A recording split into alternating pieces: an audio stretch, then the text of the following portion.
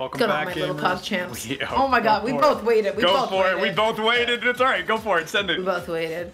Whoever opens up actually is just, you know, kind of a neutral. It's a neutral in of itself. You know what, guys? Guys, we'll call for a quick break. We're gonna take a quick break. We'll be right back. Hold on. Give us 5 seconds. Dara, are you doing it or am I?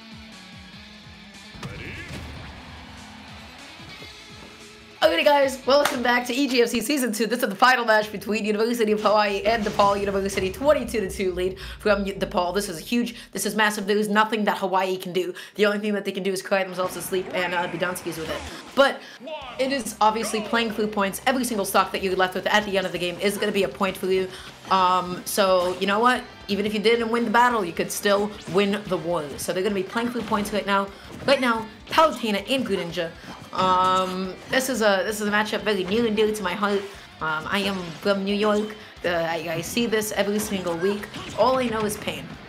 Oh, yeah, pain indeed. And this is almost the reverse of that phrase that you use, lose the battle, win the war. But here it's win the battle, lose the war, because whether or not jimikris wins off the back of this, unfortunately this does still go in the lead of DePaul. But I mean, we're used to that at this point. DePaul is nothing short of hyper-aggressive every single week. They bring the heat time and time again. And even here, Cooki versus jimikris, I mean, it's going to be a close one here. We're already 75-63. This is a weird matchup. You mentioned you're super familiar with it. I can't say that I am. This is a weird one for me. Yeah, honestly, it's like both of them just like do a lot to like sort of ledge trap each other. They keep each other off stage for so long.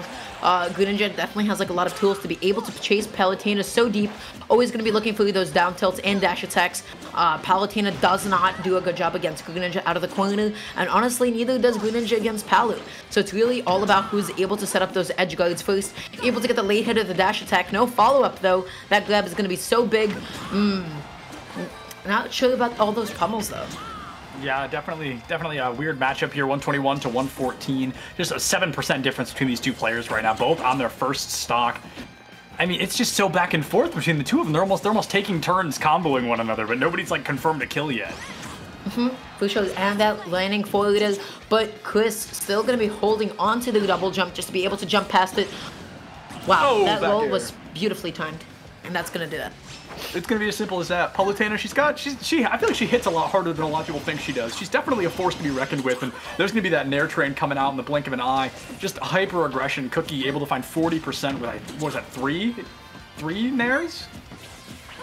Yeah, something along those lines. Right now, Cooki just finding a means to land, but jimikris able to get the turnaround punish on that. Really good stuff to be able to catch Cooki sort of jumping like that. And the thing is, even though Palutena really sort of is really menacing, you know, when she's up high and jumping, the biggest thing you have to recognize is like priming yourself to react to when she presses a button. Because when she's in the air and she commits to an aerial, unless she always is spacing it in a retreating fashion, you can react to the aerial, get under there and punish it. Right. You know, Greninja is a character who gets so much off of dash attack, able to catch Palutena's landing so well. Yeah, absolutely. And Palutena's landing, like you said, there's definitely some opportunities there to take full advantage of it. I feel like she's got a pretty slow, like, recovery time after that. There's some dead space after that move before you can do something else. I can't think of the term for that, but end lag is what I'm trying to say. There's a lot of end lag on her landing there, and I feel like Greninja, especially being as fast as he is, could take advantage of that. Sure. Really depends. Like moves like back air, you know, that's like a move that hitbox that you really have to respect sometimes. But that Nair going to be actually trading with the Shadow Sneak.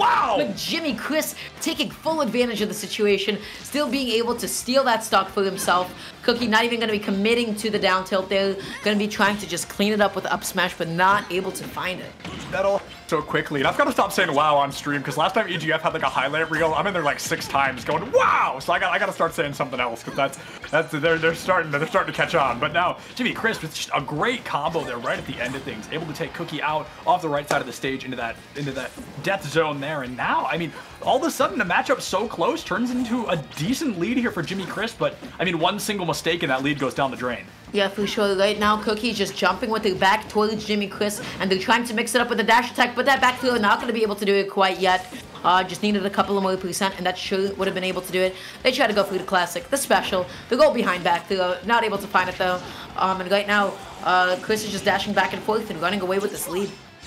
Yeah, the lead really starting to end in favor of jimikris here. Going to be 132 on that second stock, so they've still got a full stock lined up in the background. And all of a sudden we see, yeah, more damage coming out, able to put the pressure on Cooki 100% on their last stock. jimikris might be able to get a couple more points on board for Hawaii. Yeah, for sure. That is going to be the up throw, trying to set up into a juggle situation. Really like that, you know, build a better combo there, but not able to actually connect it. Right now, Cooki, you know, just really looking for. They just keep trying to cross up Greninja, you know? Every time that jimikris is hitting Cookie's shield, we're consistently seeing a roll behind. And jimikris got so much mileage off of it, got so many punishes. The biggest thing, Cooki going into the next game can't be going for rolls out of shield as much because they exploded for it, you know?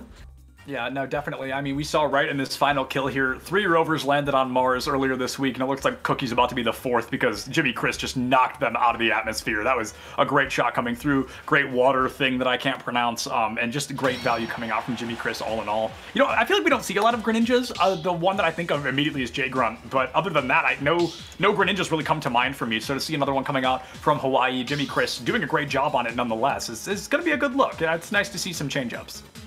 I see too many Greninjas. I've had enough of them. No more. Here at EGF, at least, I feel like we don't have a lot of Greninjas. Yeah, here at EGF, I mean, I don't know. We've seen like Raga with Greninja. We've seen like only just about a handful, yeah, of course. EGF just more so known for its surprising abundance of Bowser for no particular reason. Everybody just seems to have a Bowser here. Yeah, no, I had to think about what you said there for a minute, but you're totally right. Everybody's got a Bowser, one way or another. Bowser is looming in the shadows. He is around. Another one that I feel we see relatively often is insert Fire Emblem character here. No matter who it is, I feel like they're kind of all over the board, and usually I feel like we see a little bit of Robin more than everybody else, but that might be a controversial statement. I feel like Robin is weirdly common here at EGF. Yeah, Robin and Bowser, like they're everywhere. Yeah. For sure. They just kind of seem to be popular here. I think it's really interesting how like these different metas develop. Obviously, you know, the people that do play at schools are going to be really different from the ones that typically attend tournaments, or especially enter Wi-Fi tournaments. So it's interesting to see like how every single like sort of micro environment has developed on its own, and they've developed their own meta. Yeah, most definitely, and I think we're going to see a lot of value coming out, but while we're just burning time for them to choose their characters, Dara, with 2 slots left in the DLC lineup, is there anybody in particular you want to see Nest 2 and Nest 3. I want more Nests, baby. Nice. In all seriousness, I thought about this a lot, and I talk about this a lot. I want to see Gengar. I think Gengar would be so sick, and the reason why I say Gengar is because he's the coolest Pokemon that has ever existed. He has a beautiful, simple design, and I think his mobility would be excellent. I also think Ninten from Earthbound, Mother 1 would be so sick. You know, Ninten would be an excellent addition. He's just Ness, but he's Ness, but he's spicy Ness, okay? Leave him alone. Spiciness. Spiciness, yeah. Our producer is talking smack off air, and he can't hear him, so if you want to say something, Devin, say it to everybody. Yeah, no, it's something that I feel like there's a couple characters I want to see, a little bit generic. I would love to see Crash Bandicoot. I think that would be a lot of fun, but realistically, I think we're going to get another Pokemon rep. I don't know if it's going to be a Gen 9 rep, but all in all, I think we're going to be seeing a Pokemon rep. I think Gengar would be super cool. He's one of my favorite Pokemon as well, so I think that'd be awesome to see him, but we got to get right back into this. Cooki now on the Bayonetta, so this is going to spice things up just a little bit. They're really going to try to win this second one and take us all the way to a Game 3. Yeah, for sure. Going into Game 3 here, going to be opting for Battlefield. This is an excellent stage for Bayonetta. She's able to get so many pickups, so many scoops, so many extensions and mix-ups off of those platforms. jimikris, you got to be able to play grounded. You play on those platforms against Bayonetta when she's grounded, you're always going to be eating those ABKs. And man, let me tell you, they're menacing. Yeah, no, absolutely. Bayonetta is someone that, I mean, is just relentlessly aggressive over and over, and similar to what we saw earlier today. I feel like I've said this quite a few times about several of our players, is if she gets even a little bit of momentum, immediately she can just take a series and run with it. But we saw jimikris do that same thing, a series that started super close. He's able to find 2 stocks seemingly back to back, and then he just owned the series. So this is clearly somewhere that maybe both of these players are comfortable with the witch time. That was so good. Going through the jab first is so smart. And the reason why going for the jab is so smart to do anything beforehand is more often than not, Bayonetta smashes smash attacks can end up clanking with the opponent. And the biggest thing that you can do to avoid that is to cause them to go in a rebound animation prematurely by hitting them with a jab or perhaps the first hit of F tilt or something, and then still being able to connect the smash attack. So while they're stuck in the rebound animation, you'll be able to punish them for it. So excellent awareness from Cooki, just to, to be able to do that and then position themselves to be able to get the spike. That was, yeah, they're chefing, they're cooking. Yeah, that was a chef's kiss, so to speak. That was magnificent, and it goes right into that witch time. Like you said, jab locked into witch time, and then as a wise starfish once said, "Here comes a giant fist," and it sent jimikris right into the abyss, and that was just a phenomenal matchup there for Cooki, who now has a pretty convincing lead, only 83% on that first stock. Yeah, jimikris just needs to be able to find more ways to be able to capitalize off of these landings. I would like just to see patience and waiting for the Bayonetta to burn enough specials and then hit it with a dash attack, able to actually air dodge past the up smash, not going to be able to connect Shadow Sneak. Greninja is so vulnerable on it. Yeah, Greninja is definitely vulnerable on quite a few moves, and now that I finally remembered the term end lag, I'm probably going to be using it a little bit more often. We see Cooki go for a similar matchup there, tries to use the forward smash, trying to get any kind of value off of it, but jimikris is able to dodge out of the way, and I think just with a forward smash of his own, finds that first elimination onto Cooki. Really like the choice just to be able to play back here and just to take it a little bit more patiently right now, just sort of give themselves a bit more space. Yeah, I think it's definitely good value to try to find a little bit of space. Cooki now on that second stock, still not taking any damage quite yet. jimikris able to put some pressure on, do a little bit of work here, and just try. I feel like they're both playing so patient, like so not really defensive, but they're both almost afraid to get offensive. Mm-hmm. Oh, so, but Cookie's got to stop going for that. Mm-hmm. So I was just, by the way, I was just like really curious about this, like why Greninja's Shadow Sneak ends up trading so much, and it's because his hitbox does not come out immediately after. There's actually like a pretty big window by the time that he appears out of the Shadow Sneak. That lasts like 1, 2, 3, 4, 5, 6, 5 frames of vulnerability. Really similar to Wolf's side B as well. That's why that's a move that you more often than not see being beat out. It's not a hitbox that completely covers Greninja. He is extremely vulnerable during it. And Cooki has been taking advantage of that both this game and last game. Yeah, absolutely. I think we're seeing some great advantageous positions and attacks coming out from Cooki. Down to this final stock, I mean, if Cooki wins this one, that's going to take us all the way to that Game 3 matchup between Bayonetta and Greninja, so Cooki could be the first one on the side of DePaul to lose a matchup here today, but, maybe they win this one and take us all the way to that Game 3, but, I mean, just simple facts, at least in my opinion here, so I guess it's not really a fact, but I feel like the Bayonetta is working out notably better than the Palutena was in this matchup. Yeah, for sure. They're able just to sort of get a much more consistent advantage. They're able to hit Greninja a little bit more. Bayonetta's, ABK and heel slide. Obviously, a little bit more generous hitboxes and don't really have to care about Greninja's tilts on the ground too much. Ooh, not able to get the punish on the Shadow Sneak that time. A little bit too late to the punch with that one. Again, I feel like jimikris has just been getting away with it now. Yeah, getting away with it's a great way to put that. We really do see jimikris just getting away with kind of running a repetitive thing over and over, but still 61% final stock. Cookie's got plenty of room here to maybe get a little bit risky or maybe make a couple of desperate choices just to try to confirm this stock, because even if this goes poorly for you, I think you've got some great value in that final stock. You've already got a 60% lead at the very least. Mm-hmm. Ooh, and right now jimikris is trying to fish through this kill a little bit too much, not able to connect either of those back heels, dashing in and out. Good patience from Cooki, recognizing exactly what jimikris was fishing for. If a Greninja is under you on a platform, that's almost always an up smash inbound. And Greninja, of course, lacking the out of shield options, very little that he can do to punish heel slide on a shield like that. Those buttons are slow, baby. You can't be going for an up smash like that. Yeah, you really cannot be looking for things like that this late into a matchup, and now jimikris 110% able to find the forward smash onto Cooki, gonna take them down to their third and final stock, but already 110% on his own final stock. I mean, is a back air all it's gonna take? No, not quite yet. Still gonna be able to live on. Tries to get a little bit of distance with Shadow Sneak, but a little bit not enough. Yeah. Yeah, Bayonetta able to secure that victory, and Bayonetta, she's no Smash 4 Bayo, but she is still pretty stinking strong here in these matchups. I think she right now sits at B tier? That might be wrong. I read a list before casting to seem like I'd know more about the tier list, and I don't remember any of it. I think at the end of the day, tier lists are really subjective and like prone to the biases of a lot of characters. I think it's always like really easy to sort of define who sucks and then who does not suck. You know, and Bayonetta is good. You know, she's solid.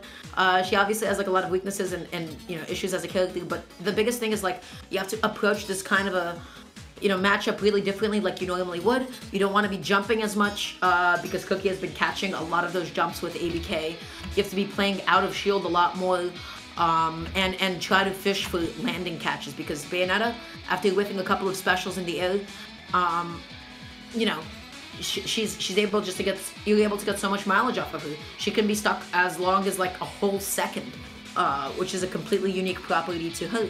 You know, the more special she presses in the air, the more landing lag she actually comes down with. Yeah, absolutely. And I mean, we're going all the way to map 3, or match 3, so I feel like maybe we're going to be seeing a Bayonetta again. I feel like there's no point in swapping. You played Palutena, didn't work out in your favor, and now Bayonetta finally did. You take it all the way to that final stock, but you still come out victorious. So I feel like maybe both these folks are just going to be bringing what we already knew. Yeah. For sure. We're just going to be seeing a little bit more of this. I really think this is still totally doable for Jimikris with the Green Ninja. Agreed.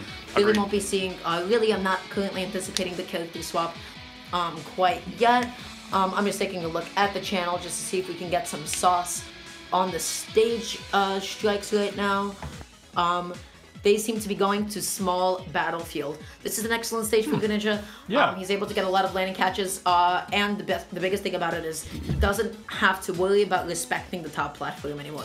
Bayonetta whiffs enough buttons, she's able to sort of retreat herself to safety up there. Not anymore, baby. You know, being on a biplat stage, that dynamic is completely different. Yeah, absolutely. A huge dynamic shift, and I'm sorry guys, I'm trying to get my microphone out of frame, but I just can't do it quite yet. Small battlefield, going to be the map of choice. It's funny, because as much, I have FD as my background, just because I think the background of the map is cool. I actually hate the map. I don't like it, I don't think it's fun, but I think the background of the planets is super cool, so that's why it's my green screen. But small battlefield, like you said, proposes different oppositions than regular-sized battlefield or any map similar. It's very unique. Yeah, for sure. So they're going to be opting small battlefield, just waiting for them to select their stages. Guys, once again, this is the final match between these two schools. Just wanted to say I appreciate everybody from both of these schools that was able to pull through. Come listen to us talk about the video games. I appreciate you guys. You guys are pogging your champs out. Yeah, absolutely. And while we've got time, I was going to point, all right, we're gone, but follow Dara and I on Twitter, follow EGF on Twitter, follow House of 3000 on Twitter. All right, got those out of the way. I'll say them again in a minute. But right now, Bayonetta, Greninja, going all the way to small battlefield, matchup 3 between, or match 5, set 5, match 3 between the two of these folks here. And I mean, it's just going to go toe to toe. One of these folks might be able to get an early combo and run with it, but this could really go down to final stock again. For sure. Love the attempts just to go for up tilt there. And now we see Jimikris no longer respecting heel slide like that. You can't be doing that, you know? Yeah, absolutely. Getting those punishes, that's exactly what you have to be doing against Bayonetta. Wait for it to overextend on your shield, but can't be touching hers either. Able to get the up B out of there, able to get a little bit of damage going. Yeah, they're just kind of going blow for blow right now. Man, guys, you have the opportunity to pick any song in the game. Don't leave it to random. If somebody willingly chose this... Agreed. I hope it's random. For their sake, I hope it's random. If they willingly chose this, I wish them nothing but pain and suffering when they go to sleep tonight. I hope the worst dreams fall upon them. Because, wow, this is not amazing music to fight to.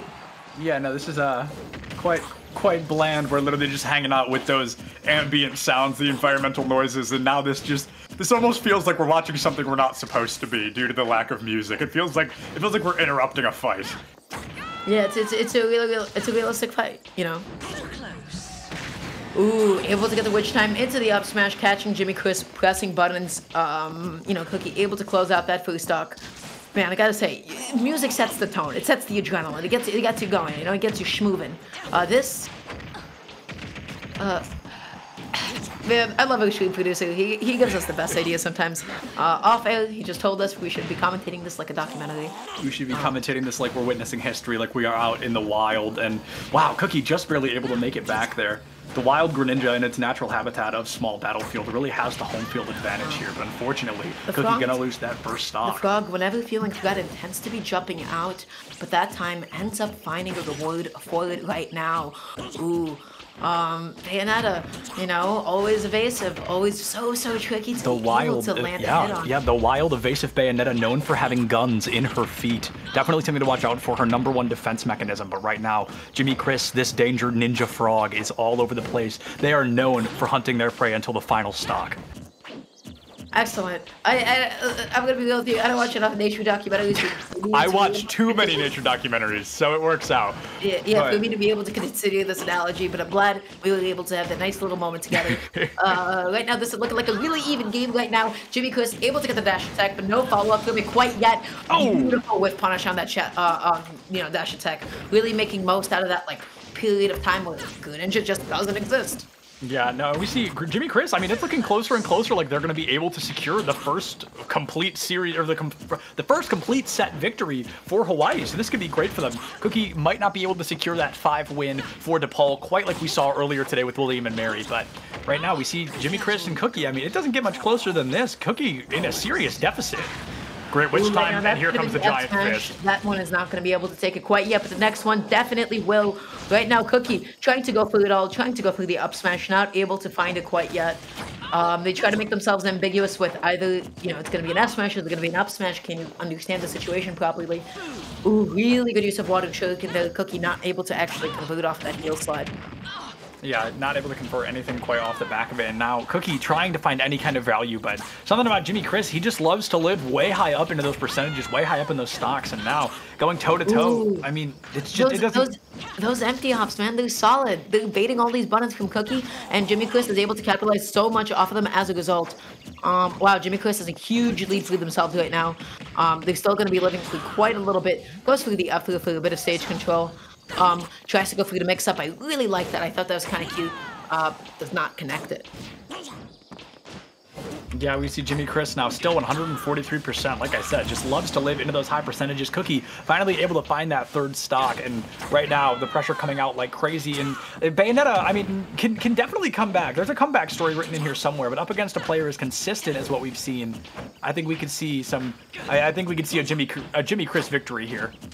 Yeah, for sure. This is definitely within the realm of doability. Finds that up B, is able to get an ABK off of it. Tries to continue that string, but not able to hit Greninja quite yet. Oh my gosh. jimikris is going through so many risky directional air dodges. Takes Bayonetta stock at 90%. And that is going to be a couple of extra points going to